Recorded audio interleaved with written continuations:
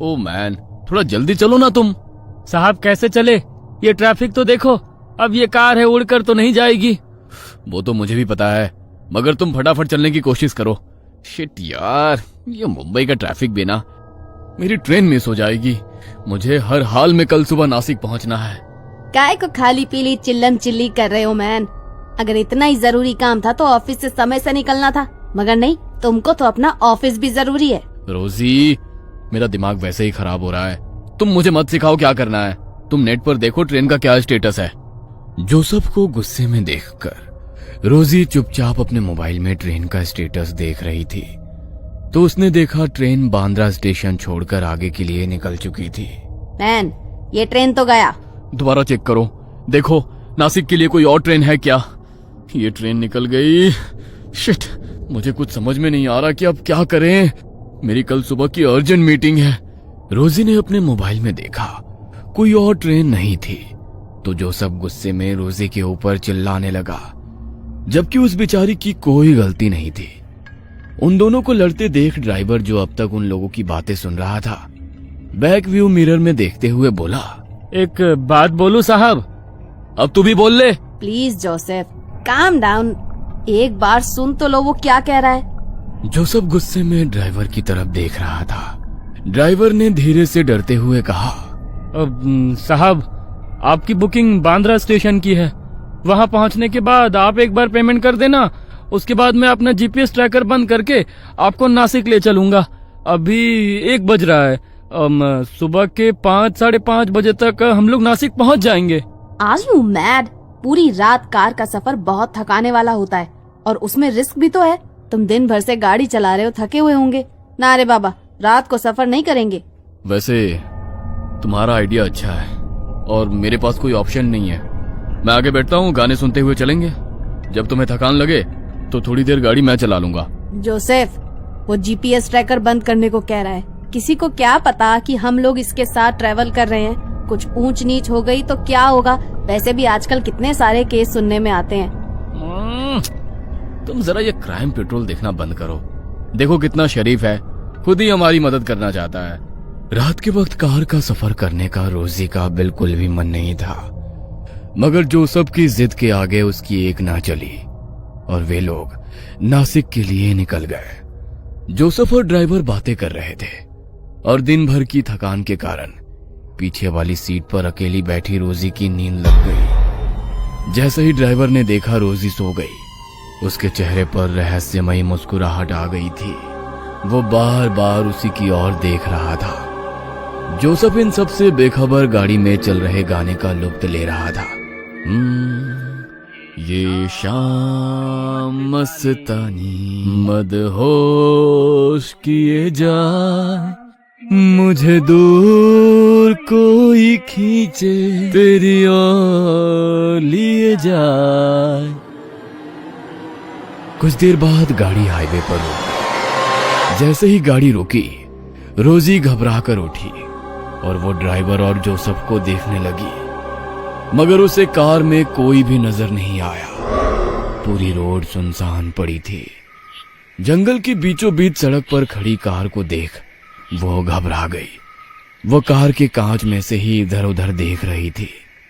उसे जोसेफ कहीं नजर नहीं आया। जैसे ही वो घबराकर कार से बाहर आई, उसे अपने कंधे पर किसी के हाथ के होने का एहसास हुआ। वो जोर से चीखी। उसके सामने एक भयानक औरत खड़ी हुई थी, जो देखते ही देखते उसके शरीर में समा गई। उसकी चीख सुन जोसेफ उसके पास आया। क्या हुआ? जोसेफ, जोसेफ तुम कहाँ थे? वो औरत कहाँ गई? कौन औरत? यहाँ तो कोई नहीं है। अरे हम वहाँ सामने चाय की गुमटी पर चाय पी रहे थे। तुम सो रही थी इसलिए तुम्हें नहीं जगाया। कहते हुए उसने चाय की गुमटी की तरफ इशारा किया, तो रोजी हैरान रह गई, क्योंकि थोड़ी देर पहले वहां पर कुछ भी नहीं था। पूरा रोड खाली था। अब अचानक से चाय की गुमटी और रिफ्रेशमेंट की शॉप कैसे आ गई? ये कैसे हो सकता है? यहाँ तो अभी कुछ नहीं था, अचानक से ये सब कुछ कैसे? क्या कैसे हो सकता है? जरूर तुमने कोई सपना देखा होगा। चाय पियोगी? फ्रेश लगेगा। जोसेफ उसे समझाने की कोशिश कर रहा था, मगर रोजी डरी हुई थी। उसने ना में सर हिला दिया। ड्राइवर वापस आकर ड्राइविंग सीट पर बैठा और रोजी की तरफ देखकर मुस्कुराया। रोजी को उसका यूं मुस्कुराना अच्छा नहीं लगा। ड्राइवर ने उसकी तरफ सुपारी का पैकेट बढ़ाया। ये लो, इससे तुम्हें नींद नहीं आएगी। जोसेफ के कहने पर बेमन से रोजी ने वो सुपारी अपने मुंह में डाली तो रोजी को तेज इत्र की खुशबू आई और उसे ऐसा लगा कि कोई उसके बगल में आकर बैठा है, मगर वहां पर कोई नहीं था। पूरी रात वो डरी सहमी बैठी रही। वे लोग सुबह सुबह नासिक पहुंच गए। देखिए, मैंने आप लोगों को सुरक्षित पहुंचा दिया। आप बेकार में ही मेरे साथ आने में डर रही थी, मगर मैं आपको यकीन दिलाता हूँ, आज रात का ये सफर आपको उम्र भर याद रहेगा। कहते हुए उसकी आंखों में अलग ही चमक थी, जिसे देख रोजी सहम गई। उसे कुछ अच्छा नहीं लगा। वो अपना हैंडबैग कार से निकालने के लिए झुकी तो ऐसा लगा उसे कोई धक्का देकर कार से बाहर निकाला हो। उसने जोसेफ की ओर देखा, मगर जोसेफ को अंदाजा ही नहीं था रोजी के साथ क्या हुआ है। दोनों होटल रूम पहुंचे। क्लाइंट से 9 बजे का अपॉइंटमेंट है। अभी तो केवल 5 बजे हैं। थोड़ी देर सो जाता हूं ताकि फ्रेश लगेगा। आओ, तुम भी सो जाओ। कहते हुए उसने रोजी को अपने पास बुलाया, मगर रोजी का मन खराब था तो वो रूम की बालकनी में जाकर बैठ गई। सुबह का उगता हुआ गुलाबी सूरज, ठंडी ठंडी हवाएं, चिड़ियों का कलरव उसके बेचैन मन को थोड़ा सा शांत कर रहा था। वहां बैठे बैठे उसे 2 घंटे बीत गए। उसे पता ही नहीं चला। जब उसने घड़ी की ओर देखा तो उसे पता चला, ओह माय गॉड, 2 घंटे से मैं यहीं पर बैठी हुई हूँ। कुछ देर में जोसेफ भी उठ जाएगा। उसके उठने के पहले रेडी हो जाती हूँ। वो वॉशरूम में अपना मुंह धो रही थी। मुंह धोते हुए उसने देखा उसकी गर्दन पर किसी के नाखून के निशान थे। वो हैरान हो गई। अरे, मेरे शरीर पर ये निशान कैसे? और ये क्या? इसमें से तो हल्का हल्का खून आ रहा है। मतलब ये ताजा निशान है। कैसे आ गए ये निशान? कुछ समझ में नहीं आ रहा है। कल रात तक तो नहीं थे, मुझे पता ही नहीं चला और ये निशान बन गए। वो उन निशानों को देख ही रही थी कि उसे जोसेफ की आवाज सुनाई दी। रोजी, पिछले 1 घंटे से वॉशरूम में क्या कर रही हो?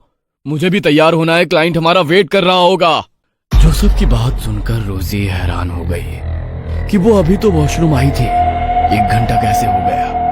वो केवल मुंह धोकर बिना नहाए ही वॉशरूम से बाहर निकल गई और ड्रेसिंग टेबल के सामने खड़े होकर अपने बालों को संवार रही थी।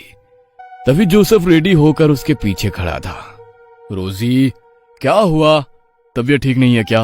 पिछले आधे घंटे से देख रहा हूं तुम कांच के सामने केवल हेयर ब्रश लिए खड़ी हो। क्या हुआ है, बोलो। जोसेफ की बात सुनकर जैसे ही रोजी ने देखा, जोसेफ रेडी था, मगर रोजी का तैयार होना बाकी था। यहां तक कि उसने कपड़े भी नहीं बदले थे। उसे समझ नहीं आया कि केवल कांच के सामने खड़े खड़े इतना समय कैसे निकल गया। रोजी, तुम्हारी तबीयत ठीक नहीं लग रही है। शायद रात में ट्रैवल किया है, इसलिए तुम्हें अनईजी लग रहा है। नासिक पहुंचकर भी मैंने कहा था थोड़ी देर आराम कर लो, मगर तुम बालकनी में बैठी थी। अब ऐसा करो, तुम आराम करो, मैं क्लाइंट से मिलकर आता हूँ। कहते हुए जोसेफ रूम से बाहर चला गया। होटल के उस बड़े से कमरे में रोजी अकेली थी। वो अभी भी वही ड्रेसिंग टेबल के सामने बैठी थी। उसकी आंखों के नीचे काले घेरे नजर आने लगे। वो वहां से जैसे ही उठी, आईने में से एक हाथ बाहर आया और उसने रोजी का गला दबाया। वो डरते हुए पलटी। कौन है? कौन है यहाँ पर? कांच में उसे उसी भयानक औरत की शक्ल नजर आ रही थी जो उसे रास्ते में मिली थी। रोजी डरते हुए कांच से 2 कदम दूर हटी, मगर वो औरत रोजी के और करीब आ गई। कौन हो तुम? कल रात से मेरा पीछा क्यों नहीं छोड़ रही हो?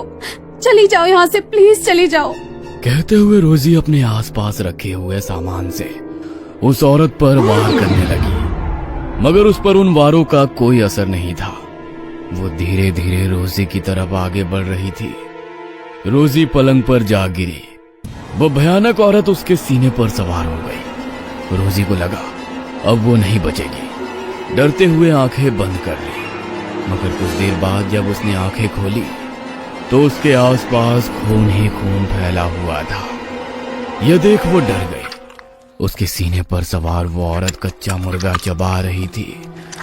जैसे ही रोजी ने आंखें खोली, उस औरत ने उसकी गर्दन पर अपने दांत गड़ाए और उसका खून चूस कर गायब हो गई। तभी दरवाजे की घंटी बजी। बाहर जोसेफ था। रोजी ने दरवाजा नहीं खोला तो वो रिसेप्शन से मास्टर की लेकर आया और रूम का दरवाजा खोला। रोजी रूम के एक कोने में डरी सहमी सी बैठी हुई थी। हे रोजी, क्या हुआ तुमको? और ये तुम्हारे कपड़ों पर खून कैसे? कुछ तो बोलो, क्या हुआ है तुम्हें?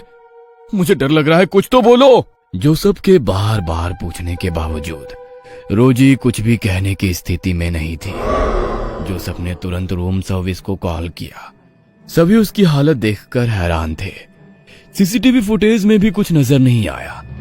जोसेफ ने रोजी के कपड़े बदले और उसे अपने साथ वापस मुंबई लेकर आ गया। वो खून चूसने वाली चुड़ैल ब्लड सकर अब उसके साथ हर वक्त रहती। वो किसी को भी नजर नहीं आती, वो सिर्फ रोजी को ही नजर आती थी। रोजी उसके सामने आने के बाद अजीब व्यवहार करती थी। धीरे धीरे उसका शरीर सूखता जा रहा था। जोसेफ उसे लेकर कई डॉक्टर के पास भी गया, मगर किसी भी डॉक्टर के पास उसका कोई इलाज नहीं था। तब किसी ने उसे रोजी को चर्च ले जाने की सलाह दी। ब्लड सकर, ये क्या होता है?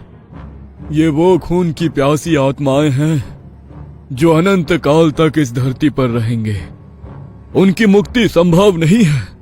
यह अपने शिकार को ना तो जिंदा रहने देती है, ना ही मरने देती है। इससे छुटकारा पाने का केवल एक उपाय है कि इसे किसी और के ऊपर छोड़ दिया जाए। फादर, ये क्या बात हुई कि अपनी परेशानी किसी और के ऊपर छोड़ दी जाए? यही इसका रूल है। किसी ने इसके ऊपर उसे छोड़ा है। दूसरी तरफ वो टैक्सी ड्राइवर अपनी बेटी के साथ डिनर कर रहा था। मैं बहुत खुश हूँ बेटा कि अब तू पूरी तरह से ठीक हो गई, वरना उस चुड़ैल ने तो तुझे कंकाल बना दिया था। उस रात वो मेम साहब के ऊपर मैंने तेरी कहते हुए वो मुस्कुराने लगा। जोसेफ आज भी रोजी की गिरती हालत से परेशान है। ब्लड सकर उसे ना ढंग से जीने दे रही है और ना मरने। जोसेफ का जमीर उसे किसी और के ऊपर छोड़ने की इजाजत भी नहीं दे रहा है। उस रात अनजान व्यक्ति के साथ किया गया रात का सफर जोसेफ और रोजी की जिंदगी में हमेशा के लिए दुख की लंबी रात बनकर आ गया।